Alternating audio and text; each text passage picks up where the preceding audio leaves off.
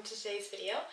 I am going to be talking about a book series called The Folk of Air, but it is more known as The Cruel Prince. These are all of the books. Yeah, I just want to talk about them a bit more, explain what the series is, and I probably won't go into any sort of spoilers. But if at one point you guys want, if you want one that does talk about spoilers, I'm so down, because I've always got even more stuff to say about that, so let's get into it. I have never heard anybody saying anything badly about the Cruel Prince series, and I'm gonna keep it that way, because I have nothing bad to say. The first 3 books are these over here. It's a trilogy, and then there's a couple other books that come along after it. So the first one is The Cruel Prince, the title. The next one is The Wicked King. And the last one in the trilogy is The Queen of Nothing. And if you've seen any of my videos where I talk about books, I always say that the last one is my favorite. And I continue to say that the last one really is my favorite. There's, I don't know, it's just I think it's also a lot because it ends and it makes me more emotional because it is the ending of an entire series, an entire period of my life where I was reading that, and it just makes me really emotional because I put so much time into it and they put so much time into making the books, and it just makes it makes me really sad to kind of say goodbye to that. And then after this, or between it at some point, there is a novella which is Lost Sisters. And that one is actually, I'll get to it, I will explain it in a second. After that, I don't know if it's the right order, I don't know if they have a specific order, but I read this one next, which is How the King of Elfheim Learned to Hate Stories. I'll get back to this. Again, I'm just letting you know the order. And then lastly, there is a duology, which is, the first one is The Stolen Heir, and then the last one is The Prisoner's Throne. This one is actually a duology which is connected to the books and the story that was initially made, but it is not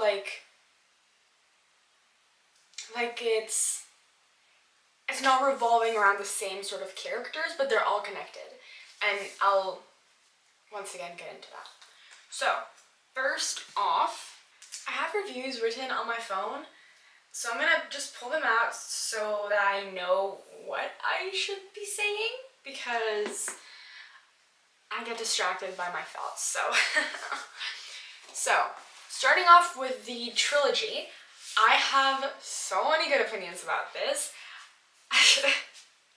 Let's just start. I won't talk very much about spoilers and stuff, but I think in the description it probably says it. Basically, the main character of these books is Jude, who is actually human, but when she was younger, she saw her parents getting killed by her mom's ex. She witnessed this, and then this man took her and her twin sister Taryn to fairyland, to fairy, and they've been living there with him, with Matic, for the rest of their lives so far. So Taryn and Jude are actually humans, fully human, but they're living in fairy, which is a place where they absolutely hate humans and they despise them and everything. So it's really interesting, I think, to see the comparison between a human and a fairy, and how it's fairies are put out to be completely perfect beings, and then we see Jude, she's a human, and everything that she does, there's mistakes in the way that she carries herself, or in the way that she wants to do things, and she makes those mistakes. And as much as I've loved seeing her being, and loved seeing her kind of go through life, at times it was also very like frustrating because you can also see all of these mistakes that she's making and how stupid she's being at times. But I felt like that was such an interesting take on the fact that she is human. And as much as we like to read books and watch movies and have all of these characters be completely perfect beings, that's not true. And we make mistakes all the time. And it was really nice getting to see that, as frustrating as it might be. Also, I'm sure you guys have heard a lot about the love interests and everything in these books, and when I read it, I was like, oh, there's really not a lot in here. And it's because the main plot of the book isn't the romance, it's really just like the political situations that they are put in and all of the danger that they have to face, which is like, it's a very like fantasy, sort of like action-filled sort of book, and there is romance, which can be such a great part of like the books, and again, a big reason why I hate Taryn so much. But yeah. Anyways, so I wouldn't say that these are like full romance books, but there is romance in them. And when I was reading them, I was like, oh, this is so spicy. But at the same time, it's like really engaging because you're not getting a lot of romance. So it's not like you're like, okay, like this is a lot, can we please move on? But you're being like, okay, like I need more of it. Like I need to see more. Like I need to continue feeling that. And it's just, like, I don't know how to explain it. I feel like sometimes when I read like full-on romance books, it's like, okay, this is a lot. Like I know how this is gonna end. Like we can probably move on from this. I kind of want to hear more about this other thing. But when it came to these books, it was like I had all of the political stuff, I had all of the action, and it was like really interesting. But I also had this romance, and it was very little, and we get like subtle like bits of it, and it was just like I want more, please give me more. And it was just like, anyways, I love that. So for the second book, The Wicked King, I said that this was the most painful book yet in the series, which I wrote when I had only read The Cruel Prince before. And I basically just said that this entire book was filled with betrayal and lies and twists, and it was like really captivating. But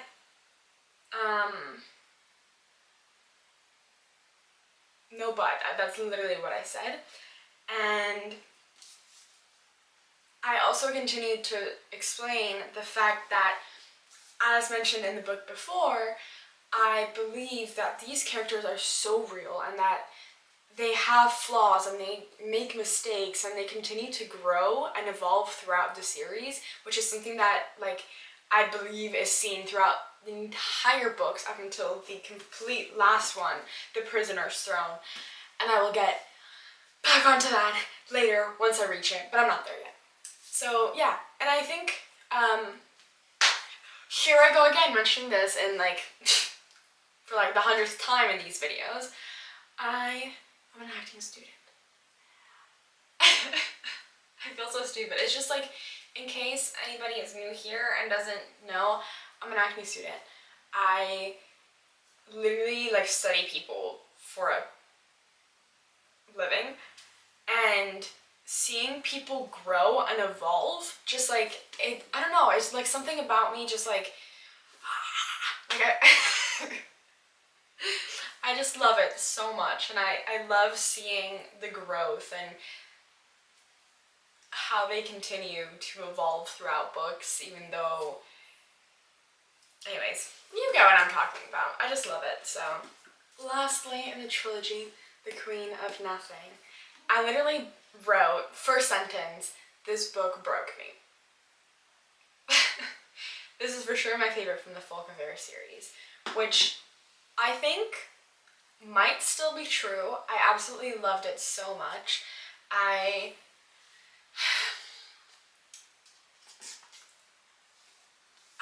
mentioned how Jude is a very strong, no, I don't think I even mentioned that. I said how Jude is very human and she continuously makes mistakes and stuff, but I don't think I have mentioned in this video how strong she is. And in every single book before, you see her determination to continue her personal growth as well as actually getting what she has put her mind to and working for that, even though she knows that she has to work 10 times harder because she's a human. But in this book, she works so hard and she pushes herself to like extreme levels. And at one point, she does break, and we see that, and it's human, and it's, yeah.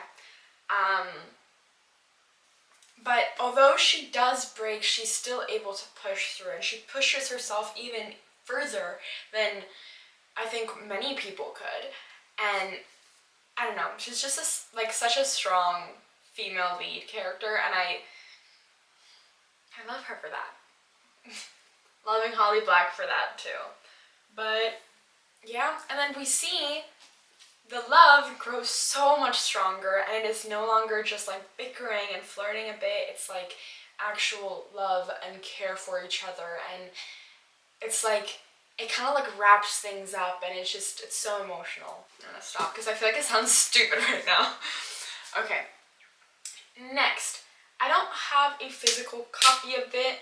I have it on my Kindle, which is the Lost Sisters novella, which I give it a 5 out of 5, which I think is a lot. For me, throughout the entirety of the books, it felt like Taryn was shown as such like a perfect sister, except the fact that she isn't.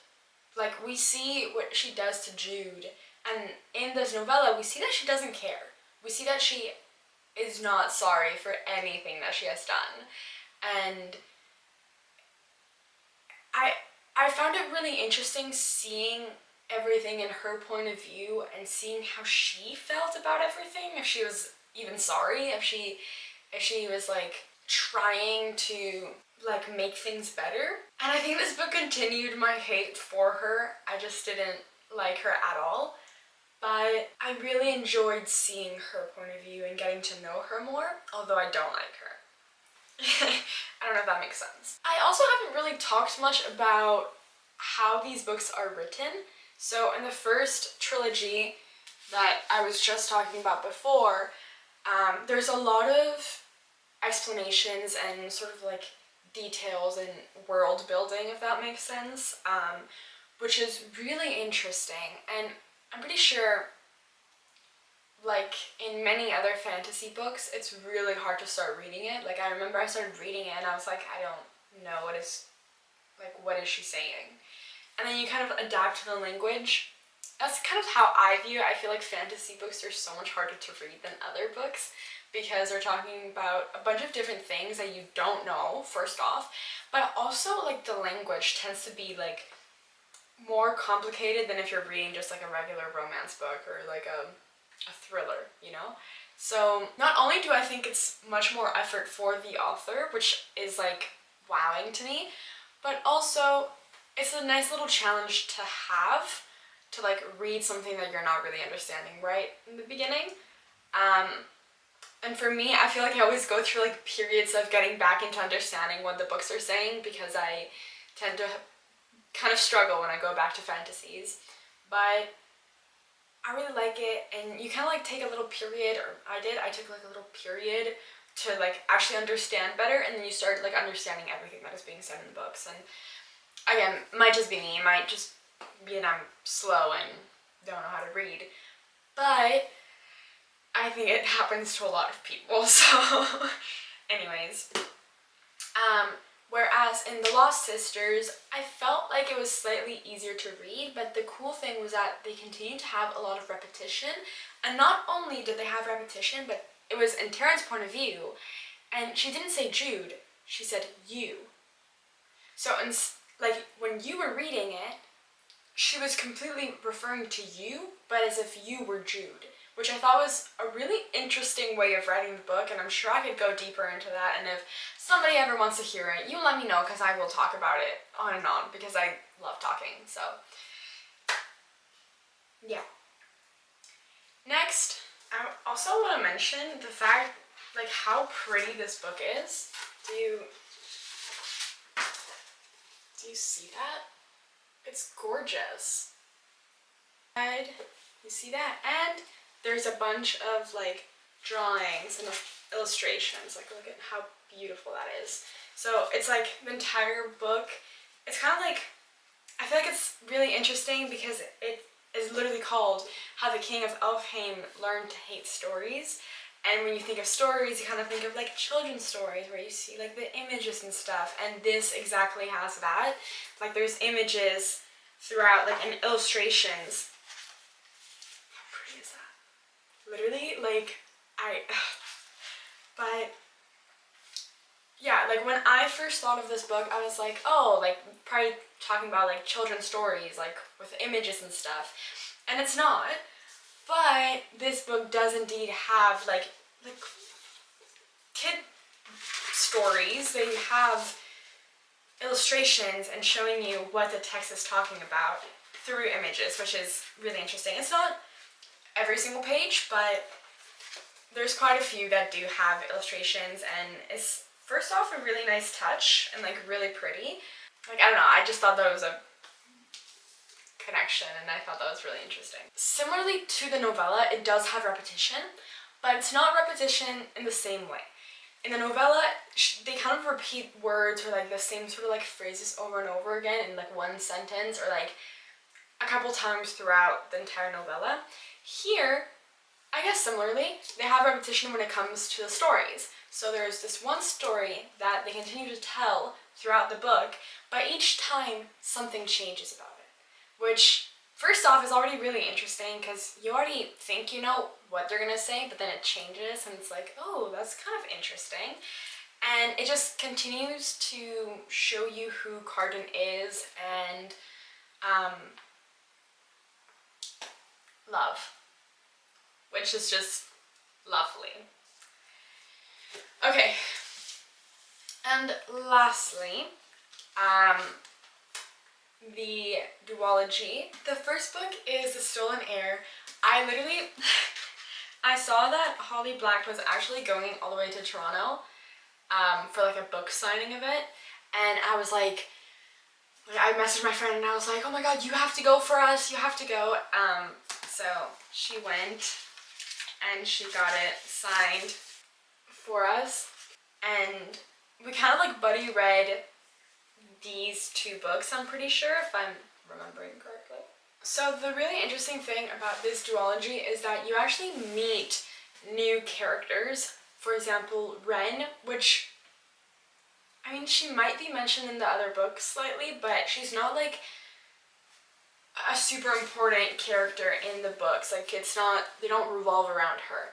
But in this, they do. And it revolves around her and Oak, which I won't explain further just in case anybody hasn't read it. But if you have, you know who they are, you know, kind of like,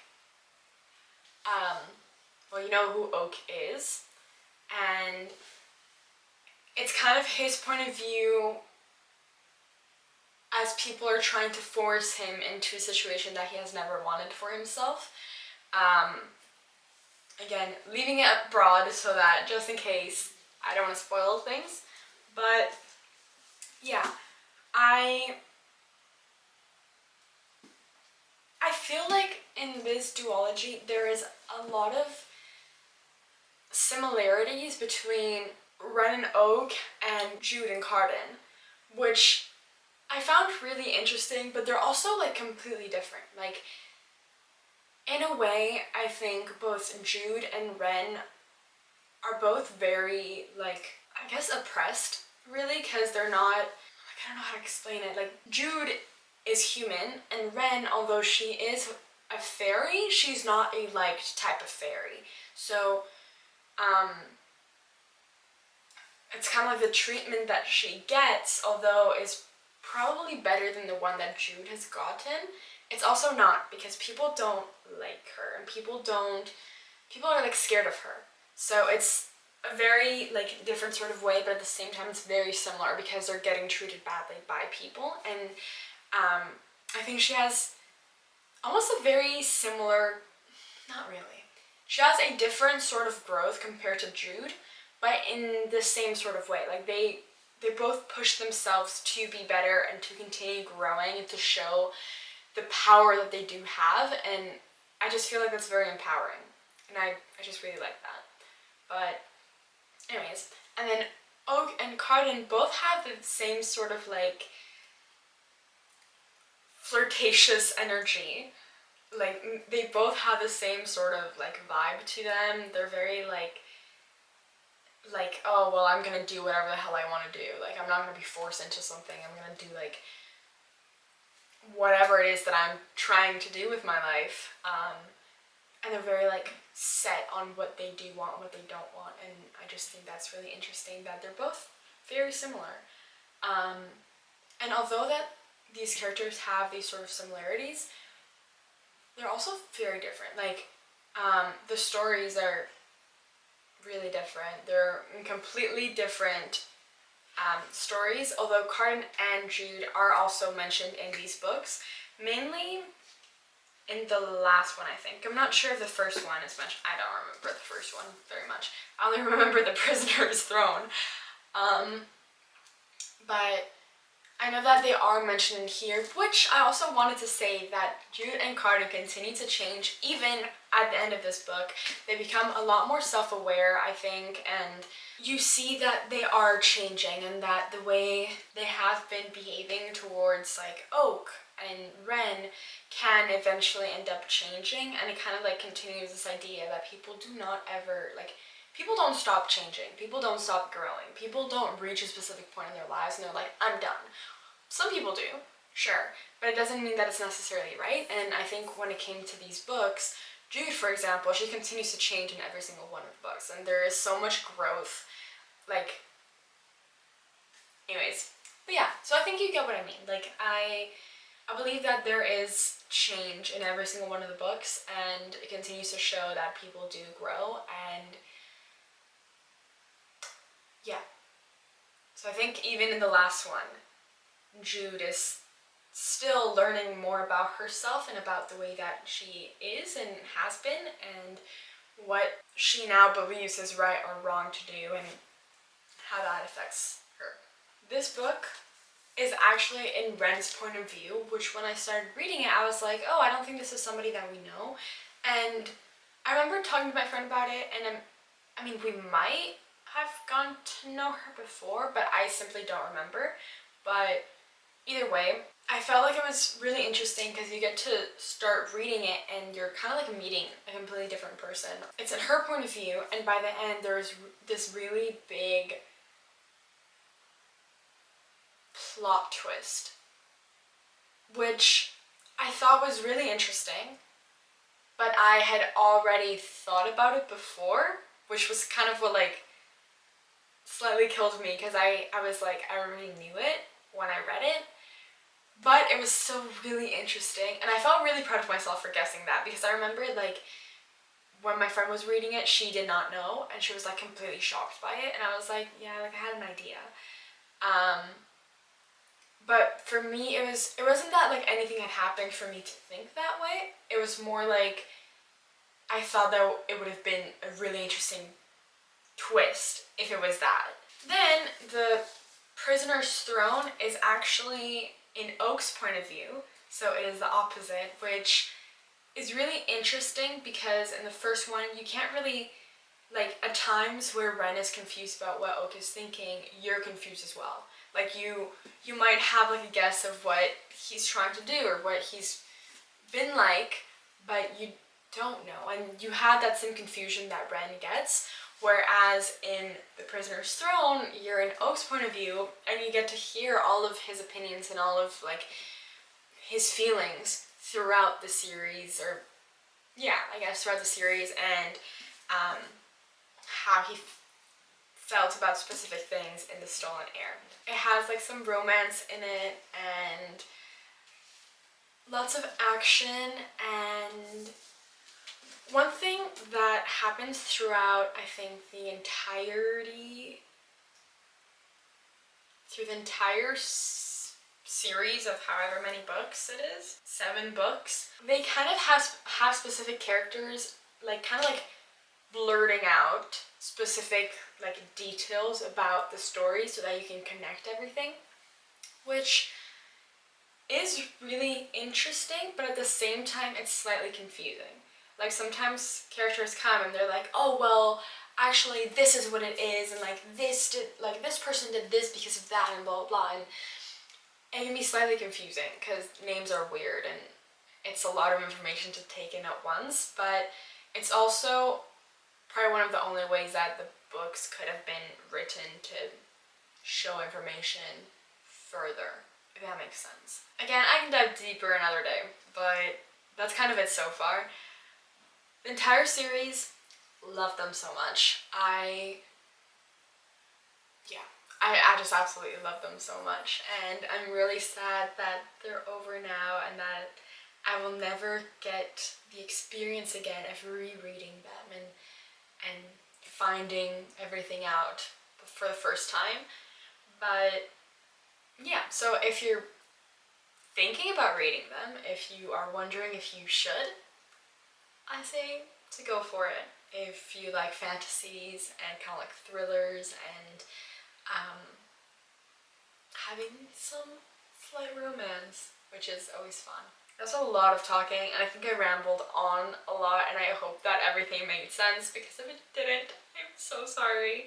I've been speaking for like over 35 minutes, so anyways, yeah, I hope you enjoyed this video, and I hope that this made sense, and that if you were doubting or thinking about it, about reading them mainly, I hope that this clarified everything for you and that you now have a clear understanding of what you want to do. And if you have read the books, go ahead and comment down below what you thought about them and if you agree with what I've said, and if you disagree, that's completely fine, and I would love to hear it anyways. So go ahead and do that, and make sure you are subscribed and following for more books, and go ahead and follow my Instagram because I'm posting a lot more on there now than I used to, and I also like to put on my stories when videos are coming out and stuff, so I think it'd be fun.